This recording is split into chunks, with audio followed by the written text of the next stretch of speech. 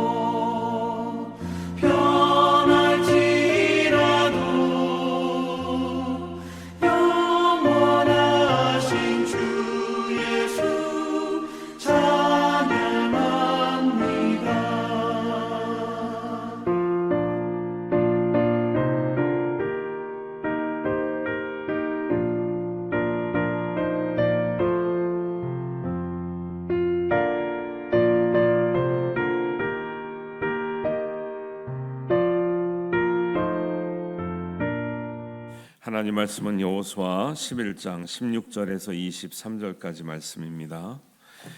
우리 한 목소리로 봉독합니다.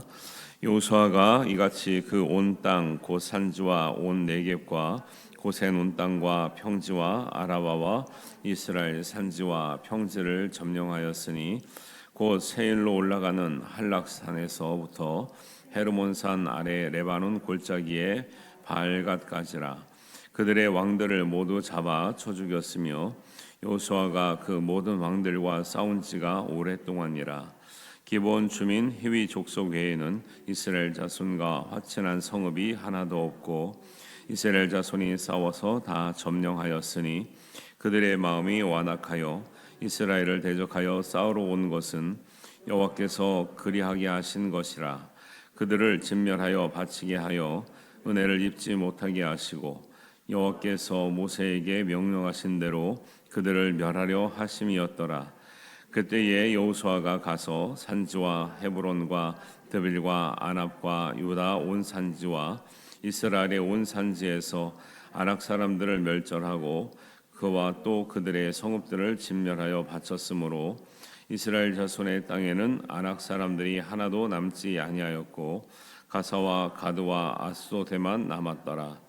이와 같이 여호수아가 여호와께서 모세에게 말씀하신 대로 그 온 땅을 점령하여 이스라엘 지파의 구분에 따라 기업으로 주매 그 땅에 전쟁이 그쳤더라. 아멘. 오늘 말씀은 여호수아와 이스라엘이 여러 전쟁을 통해서 점령한 가나안 지역들이 이렇게 많다, 이렇게 거의 이제 가나안 전체에 이른다라고 이제 기록한 장면인데요. 여호수아와 이스라엘의 이 전쟁은 한 번에서 끝난 것이 아니죠. 그래서 성경에 이르기를 18절에 보니까 여호수아가 그 모든 왕들과 싸운 지가 오랫동안이라 그래요. 근데 궁금하지 않으세요?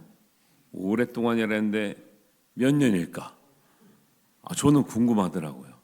근데 여러분 몇 년일 것 같아요? 근데 그게 이제 근거가 있어야지. 제가 고민하면서 성경을 찾아봤는데 이제 얼마나 되냐? 근거가 이래 오랫동안이라니까 좀 궁금하죠. 왜냐면 광야에서 40년 정도 있었는데 여호수아가 지금 이제 14장 10절에 가면 이제 나는 85세로 돼 이렇게 말하거든요. 이게 몇 년일까? 그래서 여러분들도 특별히 이렇게 참 새벽을 깨고 나왔으니까 다른 사람한테 안 가르쳐 주는 거예요. 여러분한테만 가르쳐 주는 거예요. 그래서 찾아보니까 이래요. 이제 여호수아서 14장 7절에 보니까 광야에서 이제 가나안 정탐을 할 때 내가 40세라고 나와요. 자기가 고백하기를. 근데 그거는 광야에서 40세라는 건 처음에 시작할 때 40세가 아니라 이제 광야에서 이제 출애굽을 해가지고 시내산을 거쳐가지고 시내산에 있다 1년 동안 머무르다가 올라가가지고 가데스 바네에서 이제 가나안 땅을 정탐하러 가잖아요. 그 정탐하러 갈 때가 40세라는 거예요. 그렇게 40세요. 기억하시고 그 다음에 이제 신명기 2장 14절을 가면 가데스 바네에서 그러니까 그 정탐했던 거기서 세렛 시내를 건너가기까지 38년 동안 걸렸다 그랬어요. 예, 그게 맞죠. 왜? 거기 가데스 바네아 올 때까지 한 2년 걸렸거든요. 그러니까 정탐하러 갔던 가데스 바네아에서 이제 그 요단을 건너가면 여리고가 나오잖아요. 그러니까 건너가기 전까지 요단 가기 전까지 그 요단강 건너편 왔다는 그 시점이 세렛 시내를 건넜다는 뜻이거든요. 그때까지가 38년 걸렸다는 거예요. 그러니까 40세에서 38년 걸렸다 그러면 몇 살이에요? 78세예요. 78세인데 막 여리고성 가고 싸우고 있는 거예요 지금. 여러분 힘내시기 바랍니다. 78세인데 여리고성하고 아이성하고 막 지금 싸우고 있는 거예요. 우리는 막 70세만 되면 아무것도 안 하시려고 그러는데 그러시면 안 됩니다. 78세요. 근데 우리가 이제 여호수아 오늘 이제 14장, 12장 우리가 11장 읽고 있죠. 14장 10절에 가면 이제 그때 이제 땅을 이제 분배하는데 그 남은 땅이 있는데 그때 갈렙이 뭐라 그러냐면 이제 내가 85세니까 나를 보내시고 아무도 안 가려 그래. 그 땅이 좀 어려워. 거기 남은 족속들이 있으니까 나를 보내셔서 할 때가 85세라고 나와요. 그러니까 가나안 땅을 다 분배하고 남은 땅을 가지고 누가 갈까 하는데 85세로 돼 이렇게 말하는 거니까 아까 78세에서 85세에서 78세면 몇 년이에요? 7년이에요. 그래서 이 오랫동안 일한 데가 여리고성에 들어가가지고 땅을 다 정복한데 약 몇 년이 걸렸을 것이다? 7년이 날아오는 거예요. 이건 아무한테도 가르쳐주지 마세요. 아는 척을 하시면 이거 엄청난 아는 척. 신학교 다닐 때도 이거 배운 적이 없어. 제가 보니까 이걸 계산할 수 있을까? 근데 찾아보니까 이게 답이 나오네. 근데 답이 나오는 것도 있고요, 안 나오는 것도 있어요. 근데 이거는 어떻게 딱 계산이 딱 맞아 떨어지더라고요. 그래서 사실 정확하게 딱 7년이다 말할 수는 없지만 그래도 대략 이 정도 걸렸구나. 이걸 보면서 이제 우리는 뭘 깨닫냐면 하나님께서 우리에게 뭔가 하라고 명령하시잖아요. 그럼 우리를 그걸 너무 쉽게 생각해요. 하나님 말씀하셨으니까, 하나님이 허락하셨으니까 금방 낼 것이다. 아니에요. 저는 이제 나름대로 제 입장에서는 신학대학을 갈아오는 계시를 받았어요. 계시를. 근데 제가 계시를 학력고사 보기 전에 몇 년 전에 받았거든요. 그럼 몇 년 동안 놀고 있으면 될까요, 안 될까요? 그죠? 공부 열심히 하고 있어야죠. 이러는 거예요. 하나님의 뜻이 있다고 해서 우리가 아무것도 안 하고 놀다가 하나님의 뜻을 이루어지는 게 아니라, 내가 너희 가나안 땅 젖과 꿀이 흐르는 땅을 허락하겠다. 들어가라. 내가 너희와 함께하겠다. 두려워하지 말라. 그랬어도 우리는 최선을 다해서 할 수 있는 일 해야 하나님의 뜻이 은혜를 덧입어 이루어지는 줄 믿습니다. 이런 게 중요하다는 거죠. 이게 건전한 기독교 정신이에요. 이거를 잘못 배우잖아요. 하나님이 응답하셨어. 아무것도 안 해. 하나님 응답하셨는데 이루어 주시겠지. 그러다 이제 큰 코 다치는 거예요, 그게. 이런 것들을 잘 생각해 보면, 우리가 그런 말도 있잖아요. 로마는 하루아침에 이루어지지 않았다. 모든 위대한 일은요, 하루아침에 되는 거 아니에요. 그래서 우리가 성령 열매할 때도 가장 중요한 관점이 뭐냐, 성령 열매가 뭐냐라고 하는 것도 중요하지만, 열매는 하루아침에 만들어지지 않는다라는 거예요. 좋은 신앙은요, 하루아침에 절대로 만들어지지 않습니다.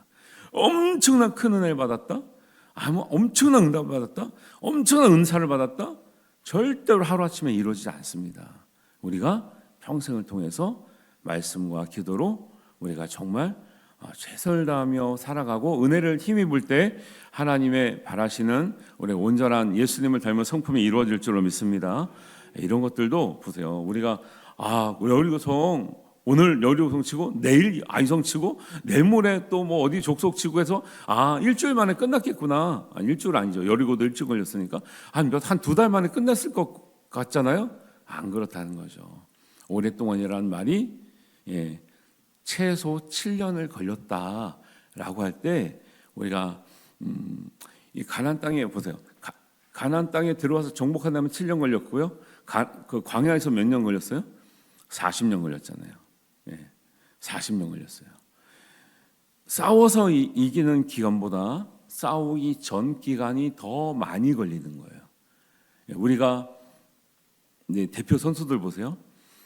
올림픽이 있든지 아니면 무슨 세계 선수권 대회가 있든지 전국 체전이 있든지 그 기간이 일주일밖에 안 돼요. 그죠? 올림픽은 한 2주 정도 돼요.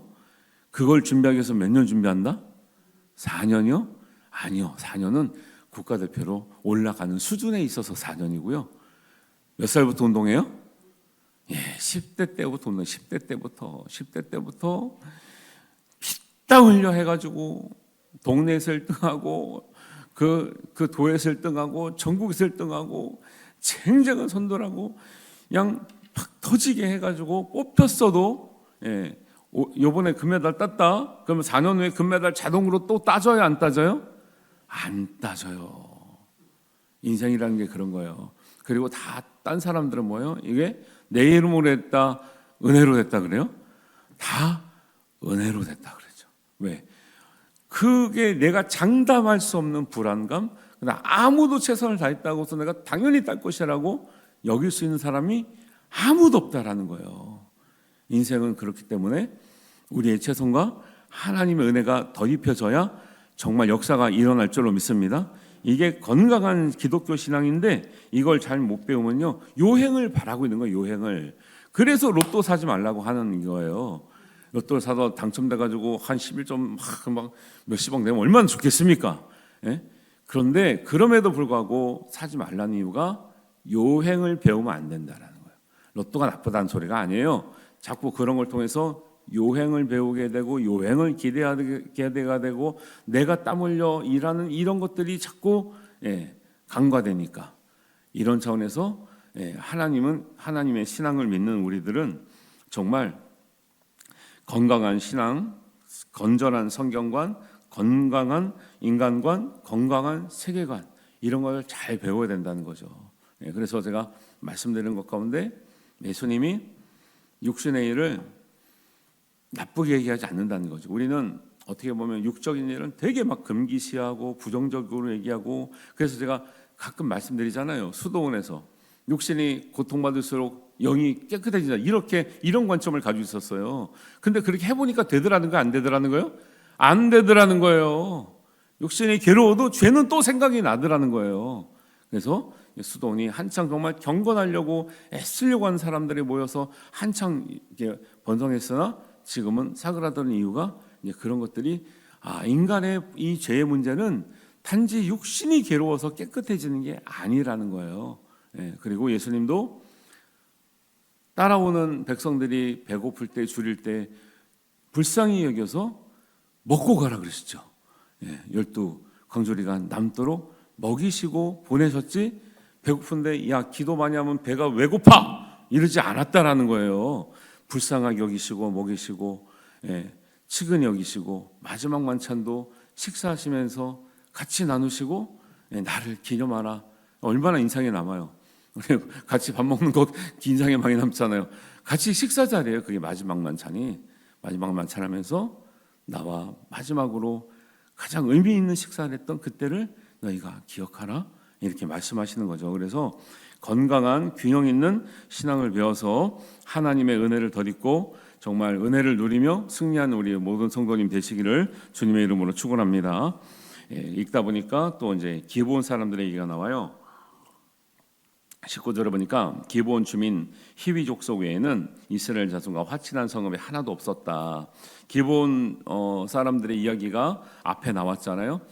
사실은 살기 위해서 하나님의 역사를 듣고, 하나님이 살아계시는 것을 알고 인정하기 때문에 약간 거짓 술수로 이스라엘과 거짓 화친을 맺었지만, 그래도 그 사람들은 하나님 앞에 대항하면 안 된다는 것을 알았고요. 이스라엘은 하나님이 보호하신다는 걸 알았고, 이스라엘과 함께하면 우리도 살 수 있다는 걸 알았어요. 그 믿음이 하나님께 은혜를 입은 계기가 된 거예요. 그래서 나머지 족속들은 그렇게라도 화친 조약을 맺은 기본 족속은 살았는데, 그러지 않는 이 족속들은 어떻게 말씀하시냐면 20절에 그들의 마음이 완악하여 중간에 은혜를 입지 못하게 하시고 마지막에 멸절하여 하심이었더라 그래요. 이게 중요합니다. 여러분, 하나님 앞에서 우리의 자존심을 내세울 게 없어요. 기본 사람들이 우리가 여태까지 하나님 안 믿었는데 내가 어떻게 믿냐 이랬으면 같이 멸절당하는 거예요.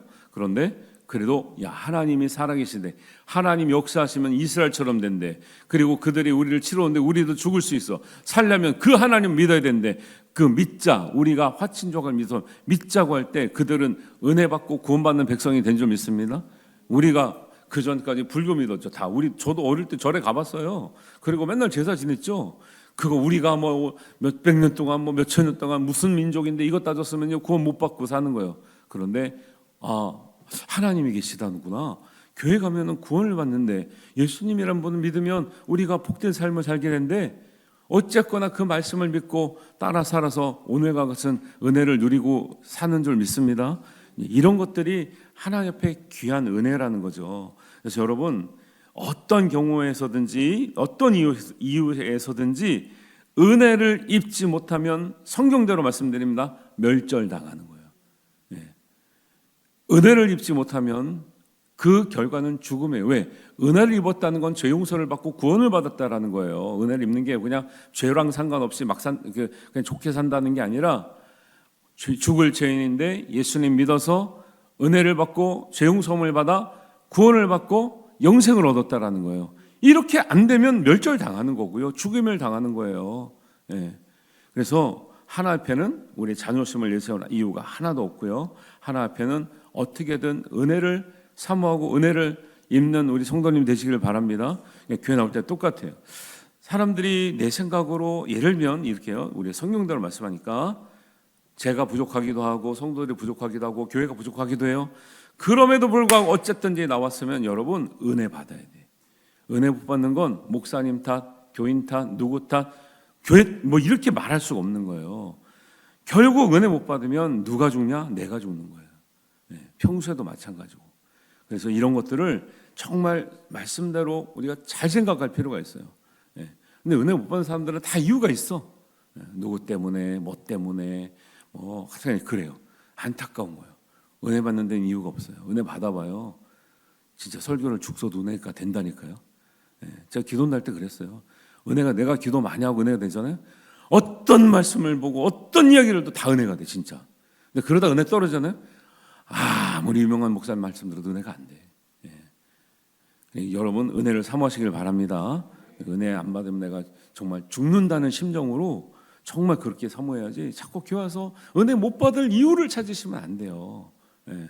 교회 와서 정말 모든 사람이 일주일에 한두 번 만나는데 그 은혜 받는 이야기를 하고 은혜스럽게 지내고 은혜스럽게 정말 전파가 돼야지, 어떻게 일주일에 한두 번 만나는데 여기서 자꾸 엉뚱한 이야기하고 마음이 상하는 이야기하고 불화하고 이렇게 지냅니까? 교회에서 우리가 뭐 무슨 이익을 얻으려고 오는 것도 아닌데. 은혜 받기를 사모하시기를 주님의 이름으로 축복합니다. 그래서 그 무엇보다도 우리 신약 성경에는 예수님을 만나는 게 은혜다 그래요. 요한복음 1장 14절입니다. 말씀이 육신이 되어 우리 가운데 거하심에 우리가 그의 영광을 보니 아버지 독생자의 영광이요 은혜와 진리가 충만하더라. 여러분, 예수님께는 은혜와 진리가 충만해요. 교회 오면 예수님 만나면 은혜와 진리가 충만하게 되는 줄 믿습니다. 근데 왜 교회 와서 은혜가 충만하지 못하고 진리가 충만하지 못해요? 예수님 결국 못 만나고 있다라는 거예요. 그러면 교회 헛다닌 거. 이게 다 성경 말씀에 비춰보면 답이 나와요. 요한복음 1장 14절 그 뒤에 이어서 16절이에요. 우리가 다 그의 충만한 데서 받으니 은혜 위에 은혜더라. 할렐루야. 교회 다니는 사람들 그래서 은혜 위에 은혜, 충만하게 되어야 될 줄 믿습니다. 이것을 보고 이것을 위해서 교회가 존재하는 겁니다. 이것을 알고 배우고 믿기 위해서 교회에 나오는 거예요. 이런 은혜를 받고 사실은 또 전파하시는 우리 성도님 되시기를 바랍니다. 이게 이런 말씀을 통해서도 이런 묵상이 돼야 되는 거예요. 여기만 골똘히 막 이게 쳐다봐가지고 막 잡아 쳐 죽였느라 여기만 묵상하지 마시고 저 은혜를 생각하셔야 돼. 이제 잡아 쳐 죽였다. 내가 위하는 것들 이거 잡아 쳐 죽여야 되는데 이것들 막 하나님 말씀이 여기 내려오셔가지고 그냥 다 멸절시키고 막 그냥 이런 걸 묵상하시면 안 되고 얼마나 마음이 이게 싸납게 됩니까? 그런 은혜를 기본 사람들이 입었다라는 거예요. 우리도 이방이 똑같아. 우리도 기본 사람이에요.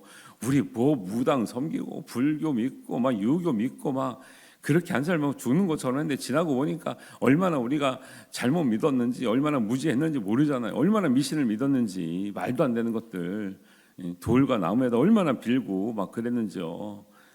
진리를 깨달으니까 다 보이는 거예요. 아직도 이 진리를 모르면 여전히 21세기에 돌과 나무에 빌고요.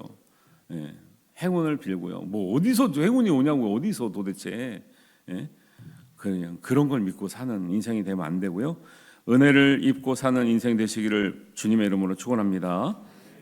세 번째는 예수님을 잘 믿고 잘 배우면 그 전에 두려워 떨던 문제가 해결되는 줄 믿습니다. 그리고 스스로 자기를 막 업신여기고 부정적으로 생각하고 막 이렇게 그런 것들도 관점이 달라지는 거예요. 그래서 22절 보세요. 이스라엘 자손의 땅에는 그렇게 막 가나안 정복을 했잖아요. 근데 누가 있었더라는 거예요? 아낙 사람들이 있었는데 하나도 남지 아니하고 없어졌다는 거예요. 근데 이것도 여러분이 이제 성경을 좀 아시면 이게 아낙 자손 이렇게 나와야 돼. 왜요? 왜 읽다가 아낙 자손 왜 이렇게 할까요? 38년 전에 가데스 바네에서 가나안 땅을 정탐하러 보낸 12명이 거기 갔다 와서 뭐라 그랬는데요? 아낙 자손 때문에 못 갑니다 그랬거든요. 아낙 자손 때문에 못 갑니다. 무섭습니다. 거인입니다. 그 사람들 강성합니다. 우리는 그 앞에 메뚜기 같습니다. 이래서 못 갔던 자손이 아낙 자손인데 지금 뭐예요? 7년이 지난 후에 그 아낙 자손이 이때 없대요. 자동으로 없어진 게 아니라 싸워서 물리쳤다라는 거예요. 7년 전과 7년 후의 믿음이 이렇게 바뀐 거예요. 7년 전이 아니구나. 38년 전에. 예. 가나안 땅 도는 38년 전에 그것 때문에 38년을 도른 거거든요. 못 간다 해가지고. 예. 안악자손을 보고 겁을 내고 하나님 약속을 거부하고 원망하고 불평하고 우리가 죽게 생겼다. 우리가 메뚜기다. 이렇게 해가지고 그렇게 말했던 사람들이 38년 동안 광야에서 돌면서 하나도 못 들어가고 거기서 됩니다. 갑니다. 할 수 있습니다. 하나님이 우리에게 주셨습니다. 그들이 우리 밥입니다. 말하는 여호수아 갈렙만 지금 들어온 거예요. 38년 후에. 그 안악자손 때문에 38년 전에는 그 땅을 못 들어갔는데 지금 안악자손이 있음에도 불구하고 들어와서 물리치는 거예요. 할렐루야. 이게 믿음의 역사예요. 똑같은 걸 봤어요. 여전히 38년에 똑같은 안악자손이 있어요. 거인과 같은. 근데 38년 후에는 여호수아의 갈렙의 믿음의 자손들은 물리치고 들어가는 거고 안 됩니다. 못합니다. 못 갑니다 하는 자손들은 다 38년 동안 돌다가 거기서 멸절당하는 거 보세요. 은혜 못 받으니까 멸절당하잖아요. 꼭 이방인들만 멸절하는 게 아니에요. 하나님의 믿는다고 하지만 못합니다. 못 갑니다. 안 됩니다. 그래 너네는 안 되라. 너네는 못 가라. 너네는 거기 살아라. 광야에 살다가 그냥 광야에서 죽어라는 거예요. 누구 때문에? 하나님이 말씀하시죠. 내 귀에 들린 대로 응답하리라. 여러분 우리의 말이 믿음이라니까요. 여러분 믿음의 말을 하시기 바랍니다. 진짜 말이 믿음이에요. 속은 그렇게 생각하지 않는다고요? 아니 그럴 수 있지만 말이 믿음이에요. 말이 믿음. 그리고 정확하지 않는 이야기들이 많이 들려요. 분별하시는 거예요. 그러니까 자꾸 은혜를 못 받는 분들은 진리가 아닌 얘기를 듣고 자꾸 마음이 흔들리는 거예요. 그리고 사람이 미워지고 아니면 교회가 미워지고 탓이 되고 막 이래요. 은혜가 된 사람들은 흔들리지 않는 거예요. 주님을 바라보는 거예요. 주님께로 오면 은혜와 진리가 충만한다고 했으니 주님으로만 바라보시고 예수님에서만 은혜를 찾으시고 예수님의 말씀만 따라가시길 바랍니다. 그러면 이전에 안악자손이라고 하는 문제 덩어리가 해결될 줄로 믿습니다. 그리고 또 하나 뭐예요? 나 자신이 메뚜기 같았습니다. 이런 것도 해결되는 거예요. 하나님이 세우신 하나님의 자녀입니다. 하나님의 축복의 자녀입니다. 하나님이 함께 하시니 내가 할 수 있습니다. 이렇게 나오는 거예요. 이제는 메뚜기 얘기 안 하잖아요.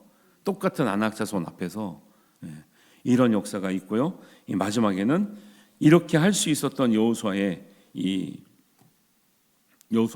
말이 뭐냐면 23절입니다. 이와 같이 이렇게 된 이유가 여호수아가 여호와께서 모세에게 말씀하신 대로 여호수아가 어제도 말씀드렸잖아요. 하나님이 모세에게 말씀하셨던 그거를 모세가 여호수아에게 말했는데 하나님이 모세에게 말씀한 것과 똑같이 행하지 아니한 것들이 없고 이루어지지 않은 것들이 하나도 없더라는 거예요. 얼마나 철저하게 말씀대로 살았던 여호수아의 모습을 볼 수가 있는 거죠. 철저하게 말씀대로 살면 철저하게 하나님의 은혜와 복을 누리게 될 줄로 믿습니다. 그러니까 그게 안 된다는 것은요, 우리가 철저하게 안 산다는 거예요. 안타깝지만 답이 다 나온다니까요. 이유가 없어요. 누구 때문에? 아니에요. 누구 때문이 아니에요. 내가 철저하게 말씀대로 안 사니까 철저한 하나님의 은혜와 복이 임하지 않는 거예요.